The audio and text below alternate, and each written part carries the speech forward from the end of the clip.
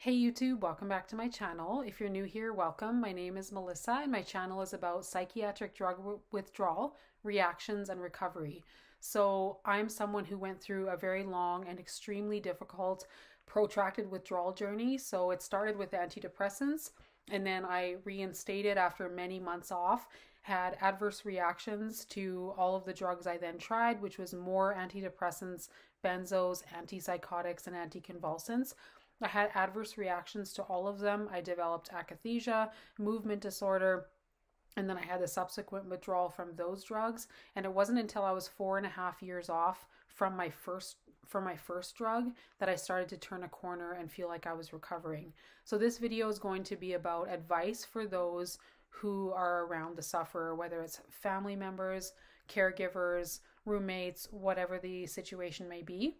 Sorry, I have a candy that I'm sucking on. My throat is quite dry.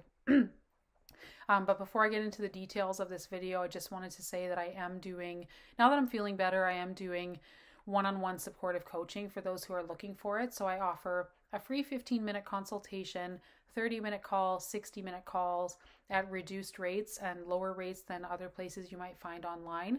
I also have put together 4-session packages for those who might want to meet a little more regularly, and that's at a further reduced rate.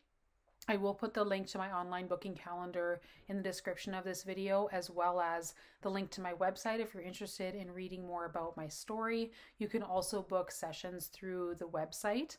And if you have just a single question to ask me, feel free to do so. I will leave my email address in the link or in the description as well. So this video is about general advice for those who are surrounding the sufferer and those who are close to the sufferer. So there's a few things, no matter sort of what the situation is, that I've seen over my years in this situation and through those that I've coached and talked to over the years, that, the people who are suffering really need from those around them. So the first thing is belief and validation. So a lot of people's experience, 99% of people in this situation have doctors and, healthcare professionals who are telling them, this isn't possible, whether it's an adverse reaction, even if their symptoms follow very, very closely, almost to the letter, the black box warnings of the drugs. A lot of people's experiences, the medical professionals are like, no, that's not what you're experiencing. And they're getting misdiagnosed. There's a long laundry list of, conditions and illnesses that mimic withdrawals and adverse reaction states. So they're getting misdiagnosed as having some other type of condition that they suddenly just developed overnight. Or they're being told, it's the return of their original illness, even if the reason they went on the drug wasn't for psychiatric reasons. If they developed those psychiatric problems from an adverse reaction or withdrawal, their doctors are saying, well, you're just mentally ill. So that's, a lot of people's experience is the misdiagnosis from their doctors or outright gaslighting, like this isn't possible. Or, people who are going through withdrawal, or people who are trying to do long tapers to avoid getting further destabilized. Their doctors are saying, well, if it's lasting more than a couple of weeks, then there's something else wrong with you. There's no such thing as protracted withdrawal. You're just mentally ill, or you're, insert diagnosis here. So that's been a lot of people's experiences. They're questioning their own reality. They're questioning their sanity. And so then if the people around them, it's hard, because a lot of people will say, or if I'm coaching a family member, they'll say, but Melissa, the doctor is saying this. And it's like, I tell people, think about or tell me who this person was before they went into withdrawal or before they took this medication and had the adverse reaction that they're claiming that they had. Were they like this before?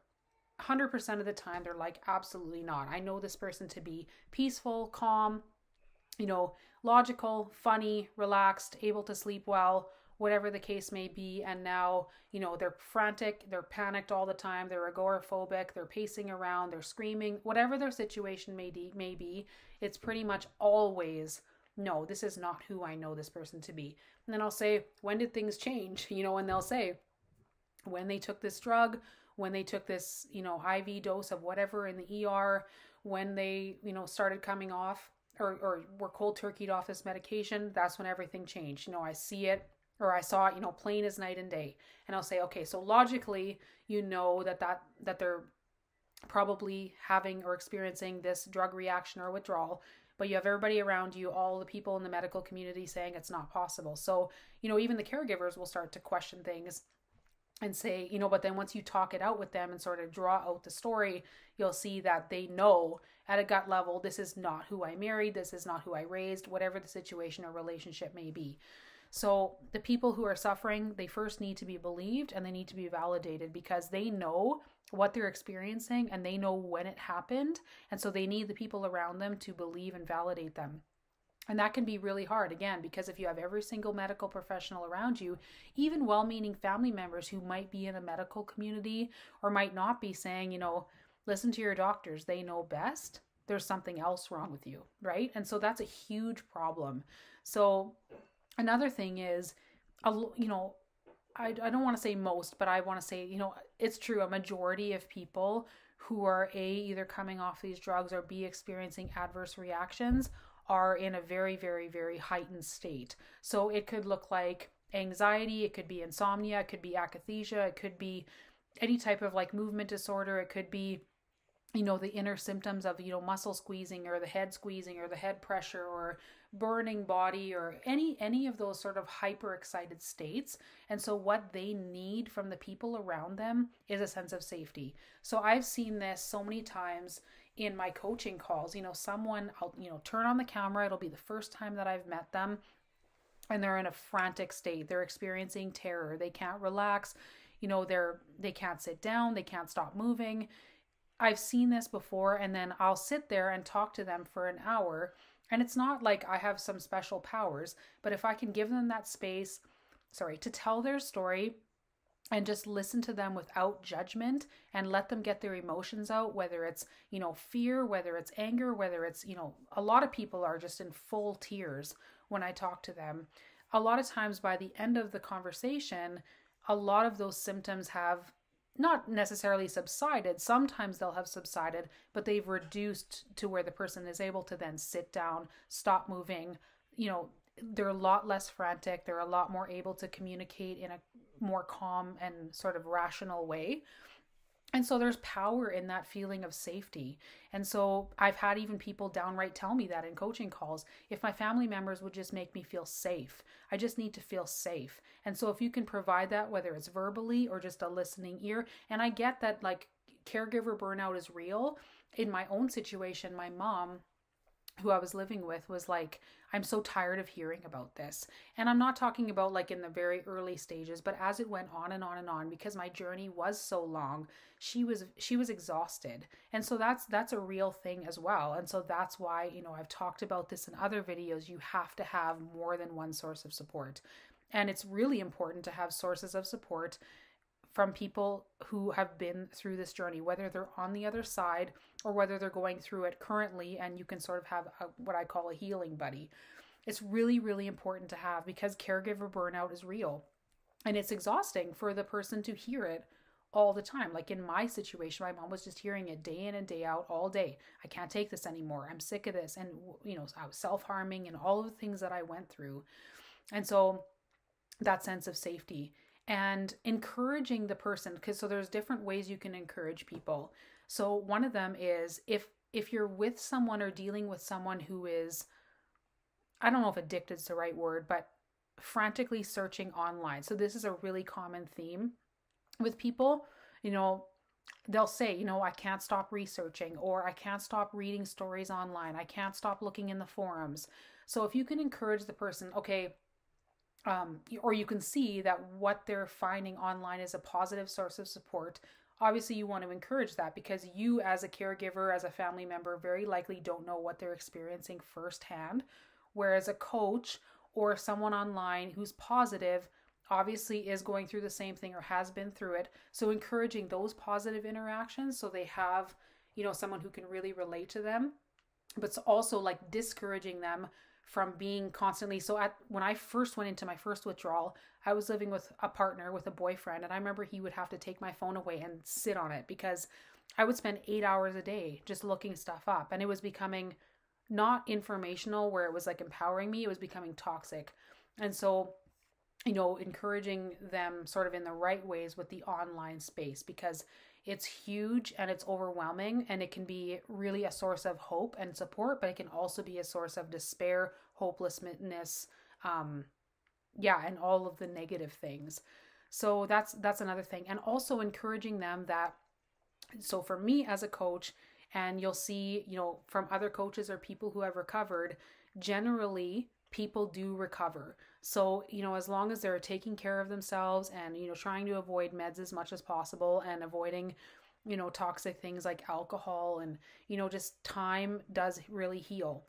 And so if you can encourage them of that and, not to read the toxic horror stories and go down all those rabbit holes, but to remind them, if you can even have a few recovery stories of hope, whether they're on as a wallpaper on your phone, printed out on your fridge, wherever, and you can remind them and sort of like encourage them to reread those, that's a good thing. And discourage them from just going through these loops, sort of, because there comes a point online where it's like, everything you sort of need to know, and everything else is just becoming toxic. And I know, like, it's a symptom in itself for you to want to know what's going to happen to me, what's the outcome, how many people are experiencing my symptom, and what was their outcome. So those are really, really main things: validation, belief, being a listening ear, being a support, a sense of safety, and being there as much as you can, and taking care of yourself as a caregiver. So encouraging the person suffering to find a positive, space online, again, whether it's with a coach or whether with positive healing buddies, but also taking care of yourself, because this is a very difficult, I would imagine, I wasn't in the caregiver role for this specifically, but thinking back, even in hindsight now, like, I'm sure I was exhausting to be around. Because my whole life revolved around this for a very long time, like 12 to 14 hours a day. I was talking to people about this. And so taking care of yourself. And I hate that people have to be in this situation, because it's not like an organic illness that someone develops. This is all avoidable. And that's what's so frustrating about it. And that's why most people, I would say, who are suffering are angry, and they have every right to be angry. And it can, again, there's like a fine line between getting out your anger, but then also like staying in that anger for years. Like you want to avoid that, obviously. So they need that outlet. They need you as their in-person support, and they need online support from people who have been through it or are going through it, who are positive and hopeful and they can build each other up.